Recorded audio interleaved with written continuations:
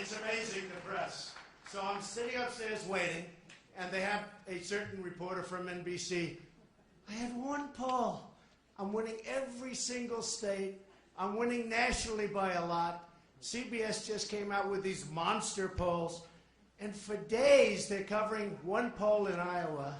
They just keep hitting me with it. And if I would have won it like I have been doing, and I have other polls in Iowa where we are leading, and big, but they keep hitting me with the one poll. You're going to find out about the media someday, folks. They are the worst. I will tell you, they are the worst. Oh, these people. And, you know, it's interesting. CBS came out with a poll yesterday, which was amazing. In New Hampshire, do we love New Hampshire? Now, nobody's going to mention it, so I have to. You know, CBS, which NBC's not happy about, but they gave me such a bad introduction with Katie, whatever her name is. I have to do mine. That's what you have to find. What you do is, if they don't give it to you, you got to give it to yourself. Does that make sense? Do it. Just do it. Don't worry about it. They'll say he's terrible, he's a horrible human being. Who cares, right? So in New Hampshire, very special place, and by the way, they asked, where would you like to do this? Because they don't do these town halls. 2 hours on NBC Today Show, which is a great show. And I love Matt. Of course, after the interview, I probably will walk out and say, he's terrible. But we love Matt, right? Matt's a good man. So in New Hampshire, listen to this, 38-12. Now that's CBS. So Katie Tur, why don't you mention that, Katie Tur? You don't mention that. What is, I'm telling you, seriously. It happened like 3-4 days ago. And it was like unbelievable. It's a crummy newspaper in New Hampshire. Terrible newspaper, actually. And terrible. They do a poll. And it's like a few hundred people. If you take 10 people and screw around with it, you'll have a bad result, okay? Here's a good one. Listen, South Carolina, an unbelievable place. We are killing it. 40 to 23, okay? So I actually think, you know, 40 to 23, I almost like the 38 to 12. I mean, that's even better, right? You know, the 12 is down the tubes. ABC Washington Post, a big one, just announced on Friday. I have to announce these because the press refuses to. By the way, if I were down, it would be headlines all over the place. I'm winning. Think of it. Every state, every national, one crummy poll. And it wasn't even that bad. And it's all I hear. Washington Post, ABC, 32 to 22. And Gravis, 41. Gravis just came out. 41. So, I mean, we're doing, and I could go on and on and on, but I'm not going to do it because we want to talk about other things like Bush, like Carson, like Hillary. Oh, Hillary. Oh, I can't take another Hillary. How bad is it? What a mess. No, she's always in a mess. Do you notice? They can never be like clean. They just run the country like, it's always a mess. You know, think of it. You know, I don't want to go back into the past, but let's do it. No, but there are always problems. Just run the country. We have a country that's in such serious trouble. We need somebody that can go to China and say, folks, it's time. It's time. You can't keep taking our money. You can't keep taking our job.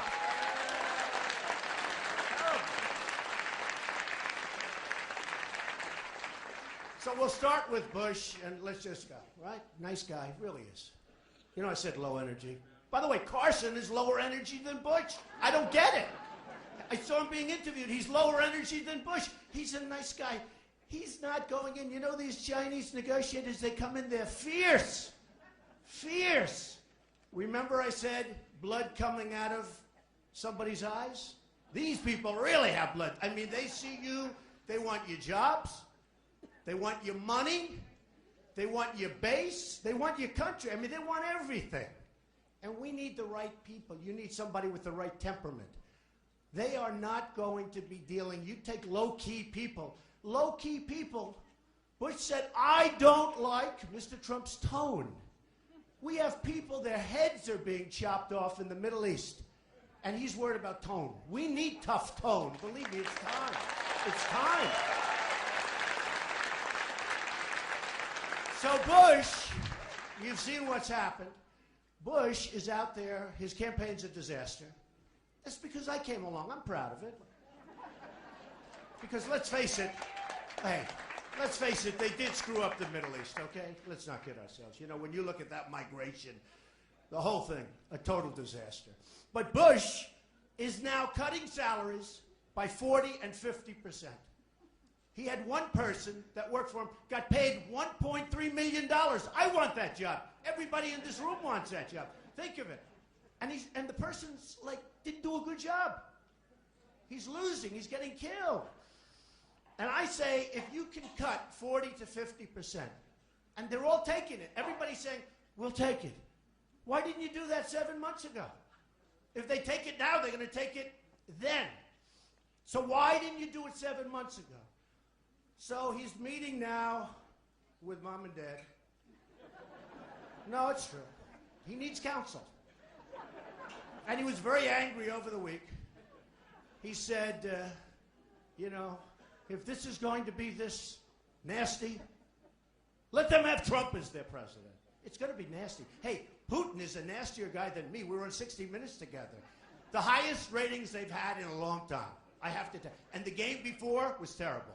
It was a blowout, right? You know that. He was my stablemate. We got along great. We didn't talk, but that's okay. No, we were on 60 Minutes together. We can make deals. But if he doesn't like my tone, how's he going to do with Putin? How's he going to do with these killers in the Middle East that take our product? You talk about product. In this case, it's all military product. They take the best Humvees, the best weapons, the best rockets, the best rifles. One bullet gets shot in the air, and they run. And they leave everything, so the enemy takes it. And our people don't have the best. We don't have the Humvees with the armor plate. 2,300 armor-plated Humvees. Best in the world. Now, if we had them, our boys and our women, our soldiers, our great soldiers, the wounded warriors are the best people. They're the best. They're better than any of us, including me. Okay?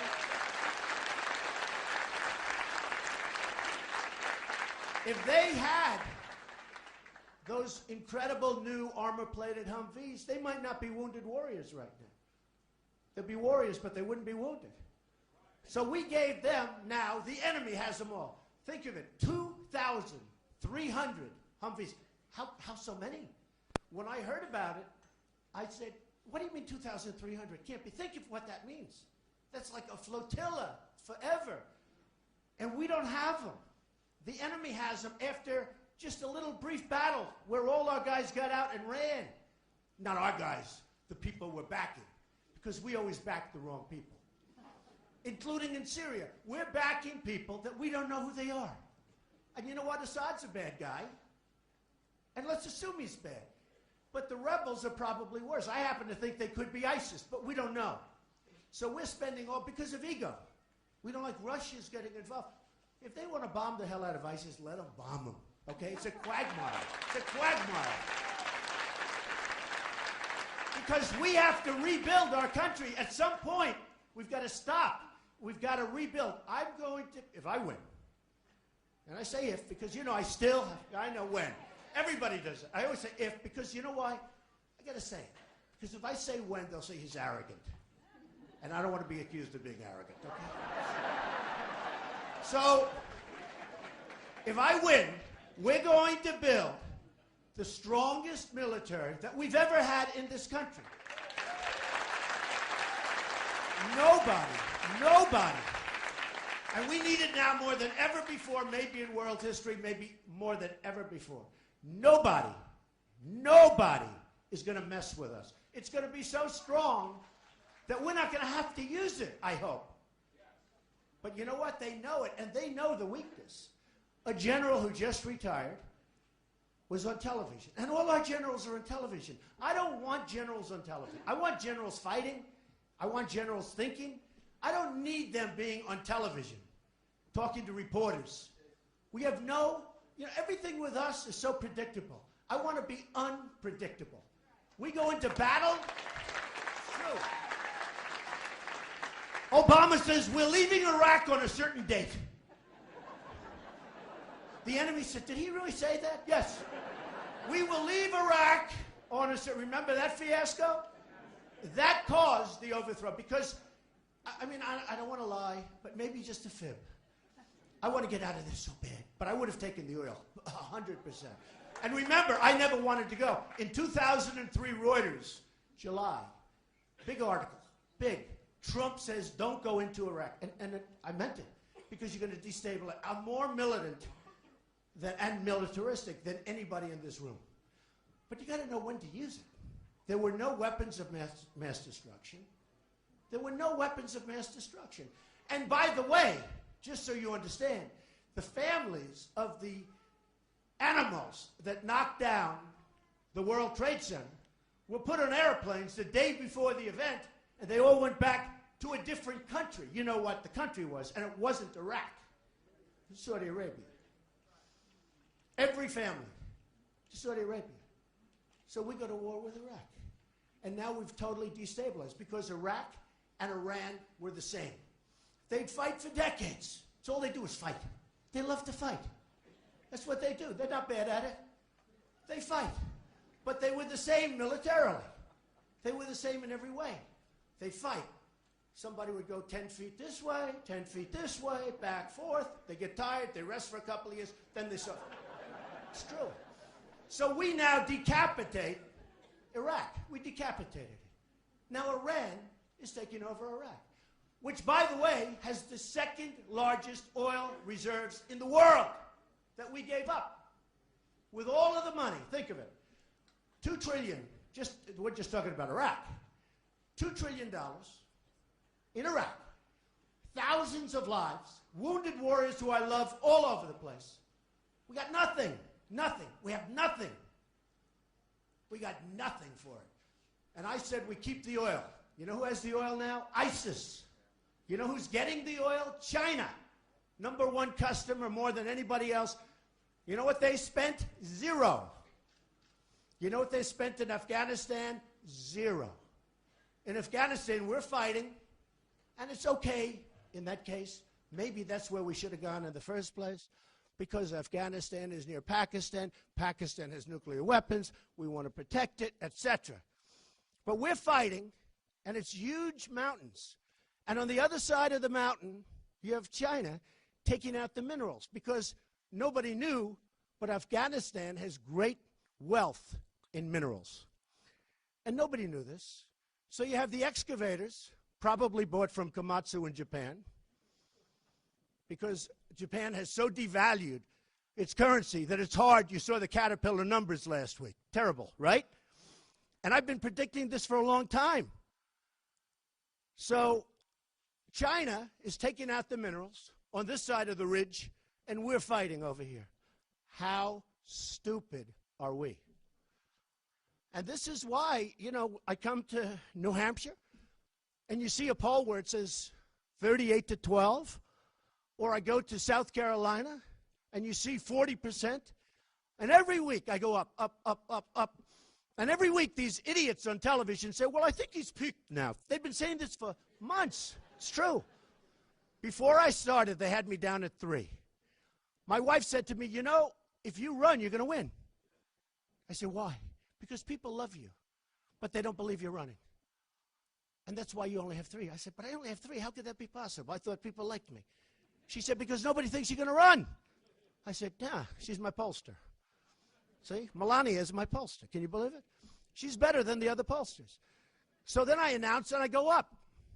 Then I filed the financial disclosure, which everyone said, oh, it'd never file because maybe he's not as rich as people think. Turned out I'm much richer. In fact, I would have filed it. It's true.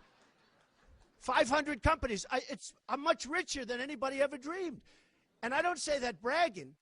I built an incredible company. Very little debt, tremendous cash flow, the best assets. You know the assets. Doral, Trump Tower, all over the city. But the best assets, even in Europe, Turnberry in Scotland. Anybody know Turnberry? I buy in Europe because you can buy. I mean, you can make great deals. So what happens, I go out, and we have this incredible run where I go from 3 to 12 to 18 to 20 to 20. And every time, every week, he's now reached his plateau. Well, last week I hit in one poll 49. I said, okay, I'll accept that plateau. You know, when you had 49 and you've got 16 people in a race, think of it. 49 is great if we had 3 people, right? I'll take 49 all day long. I don't like it with 2 people, but I love it with 3 people. But boy, do I like it with 15, 16, or 17 people. It's true. Incredible.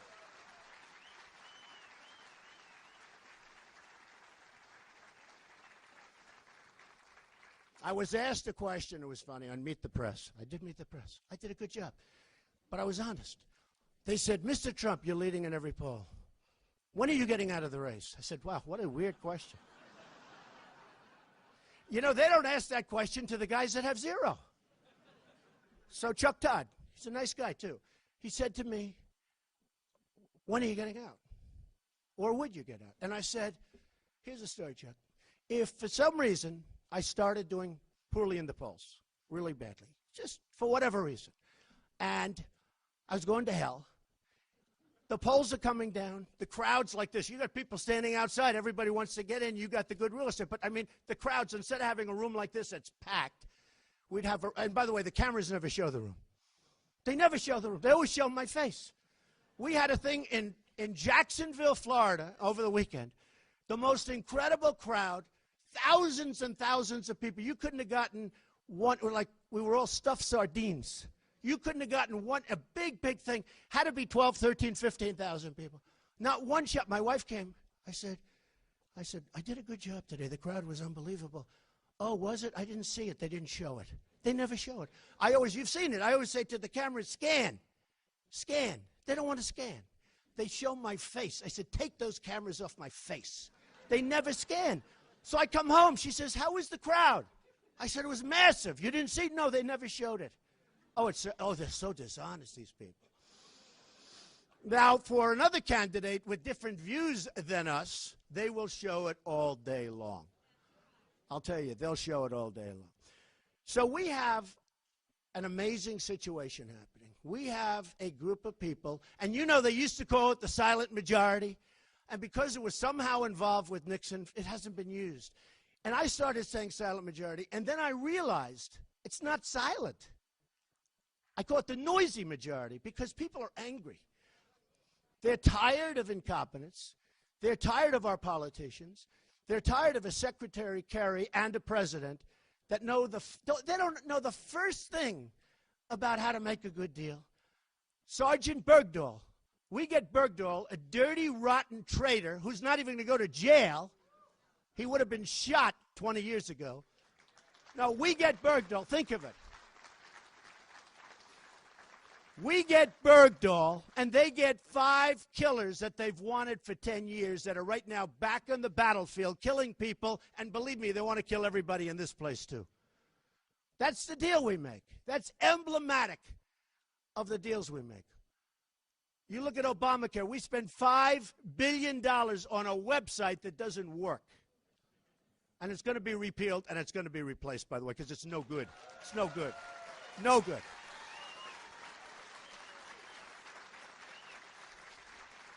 So we have a Secretary of State. We've really had a couple of beauties, haven't we? No, under Hillary, the entire world blew up. It blew up. I give her credit for one thing. She traveled a lot. Who cares? Probably wanted to get away, you know. No, she traveled a lot. But nothing happened. Bad results. It's all about results. If she didn't travel at all and got good results, I love it. If she traveled a lot and got good results, I love it. She traveled a lot and got horrible results. Look at Libya. Hey, would we be better off, as an example, in Iraq? What are we doing? What are we doing? The migration was caused by Iraq, by Libya, by this. We want to give people freedom? We're not going to have our own freedom pretty soon if we keep doing this. We're not going to have our own freedom. They don't want freedom. It's like I saw somebody, I won't even say because it's embarrassing. We want it where the women over there don't have to wear the you-know-what. And then I said, oh, well, that makes sense. That's nice. Then I saw women interviewed. They said, we want to wear them. We've worn them for 1,000 years.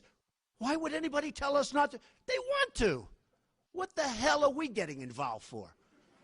In fact, it's easier. You don't have to put up makeup. Look how beautiful everyone looks. Wouldn't it be easier? Wow. Right? Wouldn't that be easy? I'll tell you, if I was a woman, I don't want to. Wow. I'm ready, darling. Let's go. It's true. No, the reason I won't mention the person's name because it was a Republican, you know. But the Democrats feel the same way. They want democracy. Democracy. We can't have it anymore. We have to rebuild our country. We have to do things. Now, I am the only one that's self-funding my campaign. I'm putting up all my own money. All my own money. 100%.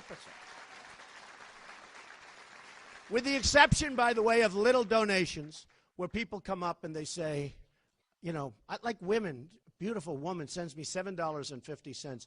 They send me 50. They write letters, beautiful letters. If I sent that money back, first of all, it cost me more money to send it back than it's, okay, to be honest. But if I sent that money back, and I think we have almost 80,000 donations to me, and it's hard because I'm rich, and honestly, people, what are they doing donating? But they write the most beautiful letters. They say, Mr. Trump, I know you don't need this. This is a woman, $7.50. And she writes a 3-page letter. And I read the whole thing. It was so incredible. But it's a symbol of so many people out there want help. And I know you don't need this money. I know it won't mean anything. And it's all I can afford. But I wanted you to have it. Now, if I sent that money back to her, there is no letter I can write where she wouldn't be insulted. I really mean that. What are you going to say? I don't want your money. Thanks a lot. I don't need your money. And we got so many of these, and I said, we have to take them. I don't want them for the money. I don't want to send them back because these are people that are committed. I call them investing in the country. They're investing. And these aren't the big guys with the millions of dollars that want to get new insurance contracts, that want to get all sorts of tax advantages, want to get lots of things. Oh, the money I've turned down. You know, when you hit number one, and I've been number one for 100 days. It's now 103. Did you see they were celebrating? 100 days. I won't use names, but they said, well, so-and-so was number one. They don't say that that person was number one for 1 day or 2 days. I've been number one almost from the beginning, from the day I filed. It's so funny. I mean, I look and I watch, and they say, well, you know, I won't mention the names, but you know the people. They use them all the time. Well, this one was number one for 3 days. This one, woman, was number one 2 days. I've been number one for 100 and actually 104 days now. Okay? And honestly, today, despite this horrible, disgusting reporting that we always get, always, that's why, you know what happened? I was standing outside in the green room, commonly known as the Pro Shop. This is a very nice country club, by the way. I don't know who the hell has it, but it's very nice.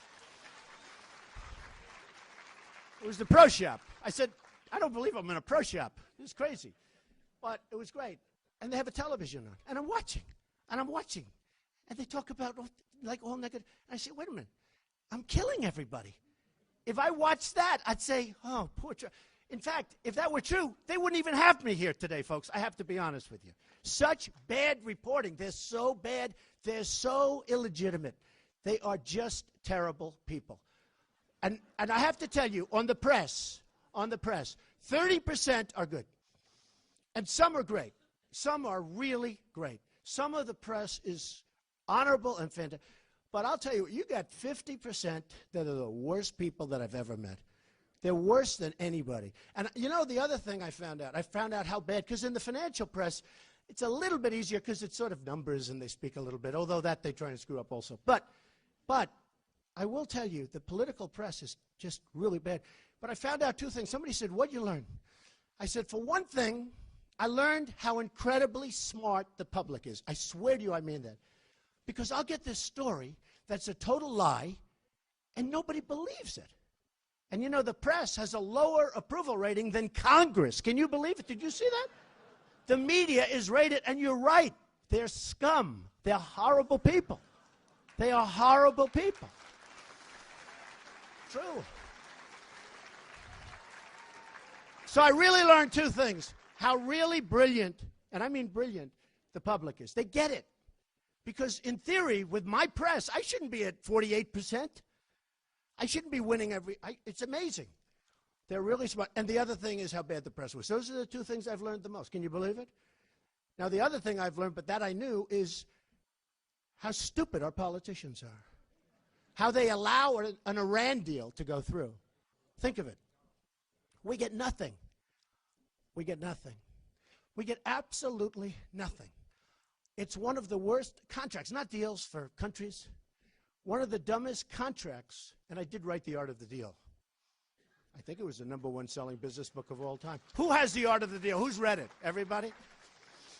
So, no, but whether you wrote The Art of the Deal or not, I mean, how bad?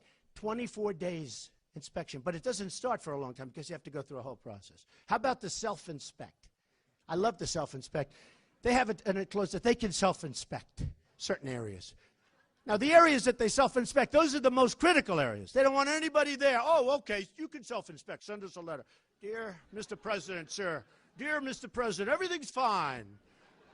You know, the president calls him the supreme leader. I guarantee you I will never be calling him the supreme leader. He's not going to be good. I'll say, hey, baby, how you doing? I will never call him the supreme leader. And I'll get along with him probably. And maybe not. And if he doesn't get along with me, they got problems. We don't. Believe me. And we'll get along with Putin. And we'll get along with everybody. But think of the Iran deal. So you have the Iran deal. You have the self-inspection. You have the 24 days. And in 24 days, man, can you do damage. And then we'll go get that battleship. You know, I do a lot of building, to put it mildly. I get that battleship shiny gray. I call it battleship gray for the garage floors, right? Always looks the best. I'll paint it. We'll walk in. Oh, there's no nuclear doing here. Oh, then I'll write back. Sir, there's no nuclear. The floors are totally clean. Give me a break. You know what you can do in 24 days plus, plus, plus? But here's the thing. So we're giving them, and we've already given them essentially $150 billion. They don't need to make nuclear weapons. They can buy them. They're probably saying, these people are so stupid. They think we're going to go into research. We'll buy them. What do we need them for? In fact, did you see? They're already buying missiles all over the place from Russia. That wasn't the deal. And we never stopped anything. How about our prisoners? We've got 4 prisoners. We had 3, now we have 4. So we want them back. But they didn't ask because they didn't want to complicate the negotiation. Do you know that I'm going live with Matt in a couple of, after what I did to NBC, he's going to just absolutely kill me, but that's okay. I got to tell him when people are inferior, right? Don't I have to do that? So just think about this for a second. We have 4 people. They're over there. They don't want them. We don't want them. I mean, we need them. I met with the wife of the pastor. She's an amazing woman. She doesn't understand. They're not talking to her. And Kerry said, we never brought it up. Never brought it up. It's one thing not to get. They never brought it up. He said, quote, because we didn't want to complicate the negotiations. Now, in Yemen, they're fighting us. In other places, they're fighting us. Why isn't that brought up, too? How are we making a deal, and yet we're fighting? And by the way, if you think they want Yemen, you're wrong. They want Saudi Arabia. Look at that border. That border is so beautiful. It's just waiting. And they figure we're so stupid, you know, I mean, they can do anything. And here's the thing. So Saudi Arabia, at least a year ago when the prices were a little, so now it's probably half. But Saudi Arabia was making $1 billion a day. $1 billion a day. Think of it. $1 billion a day. Oh, what I could do with that money. Now think of it. We help them. We fight for them. We die for them. We get nothing. How stupid are we? And you know what? All you have to do is say, fellas, we're going to protect you. We love you. You're great. Pay us a lot. They'll say, we'll pay. Every time there's a little conflict, we start sending the aircraft carriers over. We send all this stuff. They don't pay. South Korea, I ordered 4,000 television sets recently. South Korea. Samsung, LG, everybody, all the television. You can't buy them here. Nobody makes televisions here. One of the announcers said they do. They don't. They assembled some parts in a place in South Carolina. They said they make them. They don't make them. I said, really? I'll buy them. But I want the name, because when I put them in hotels, I like to have a nice name. This was a name I never heard of. But I would still do something. They don't make them. They assemble them. The parts come from other parts of the world. So South Korea, we get nothing. We got 28,000 soldiers there. We got this madman who nobody ever talks about, by the way. We talk about Iran. But we don't talk about the guy that actually has nukes and constantly said that he's going to use them. You know why? Because they're afraid to talk. Because they don't want to get involved. They don't want to get involved. And you know who controls them 100%? And they say they don't? China. And we have total control over China. Because without us, their economy would die. They would go into a depression like you wouldn't believe if we stopped. So we would say to China, fellas, go in there and get that maniac, get those nukes out of there. He's threatening us. You get them out. And they have 100% control. And here's what they say. Well, we do not have complete control over him. He's very different. They love that he's taunting us. They have complete, without China, they starve. They get everything through China. And China's tough. They have total control. But they say they don't. So we have people that aren't doing the job. We gave in the money. And the latest on the prisoners is this. So we have 4 prisoners. We should have asked before it started, we want our prisoners back. This is 3 years ago.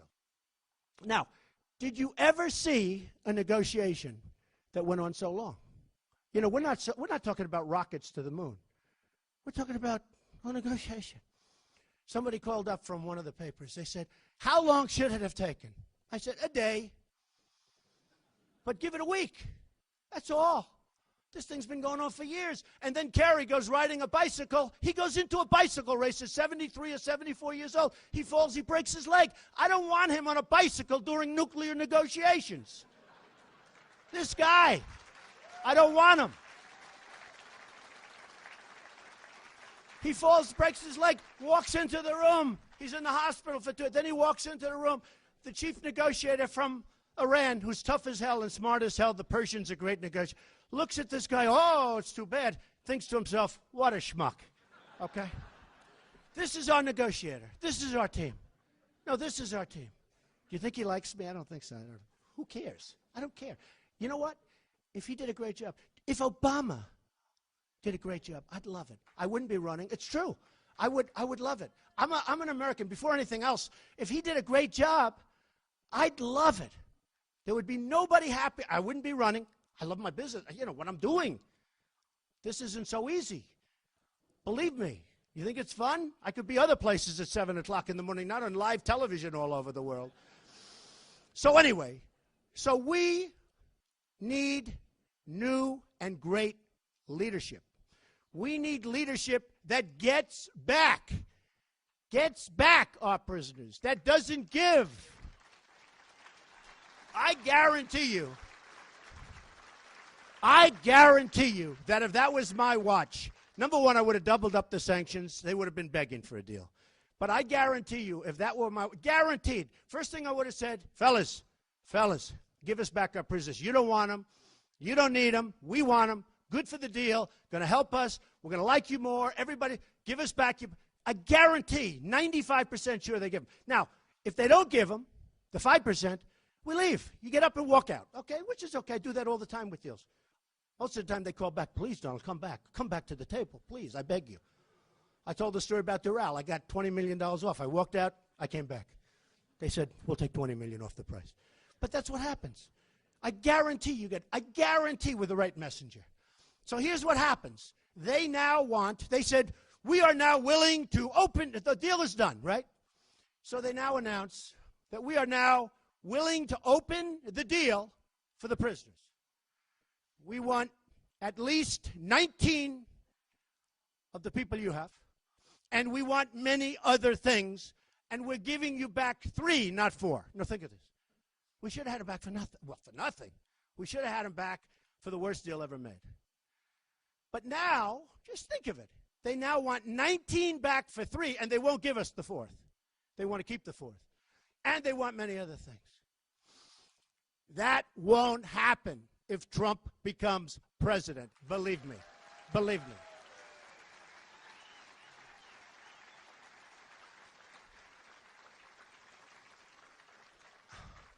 So we have a trade imbalance with China of almost $400 billion a year. Almost 400. Think of it, $400 billion a year. Somebody said, no, it can't be. You mean 400 million. I said, no. Almost 400. And this has been going on for years. 400 billion a year. Japan, almost 70 billion a year. They sell us cars. We give them nothing. It's all one-way streets. Mexico. I love Mexico. I love the Mexican people. I love the Hispanics. I have thousands that work for me. They're the greatest. But the leaders of Mexico are too smart for our country. What they're doing to us is unbelievable. In trade, on the border. And by the way, we will build a wall. That wall's going to be built. That wall's going to be built. And you have a big heroin problem here, and that heroin is coming, by the way, from the southern border. And we're going to stop it because you have a big problem.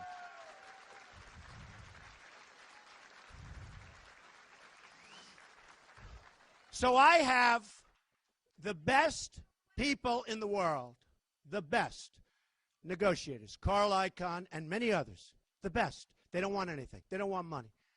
But I'm going to put them in charge of trade deals. If I put a guy like Carl in charge of China, Carl, look it over. Just go home, go to your jobs, relax. We're going to do just fine. There won't be $400 billion in essentially losses. That I can tell you.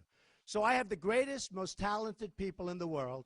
We're going to put them to work. We're going to fix trade. We're going to get rid of Obamacare. We're going to build up our military. We're going to take care of our vets. We're going to have so many wins, they're going to be pouring out of your ears. You're going to get tired of winning. You're going to say, Mr. President, let's have a loss. This is getting boring. And I say, no, I won't do that. I love you people. I love New Hampshire. I love New Hampshire. And I really appreciate the receptivity. And when NBC said, where would you like to go? I said, I'd like to go to New Hampshire. You people have treated me so great, and I really appreciate it. Thank you. Thank you.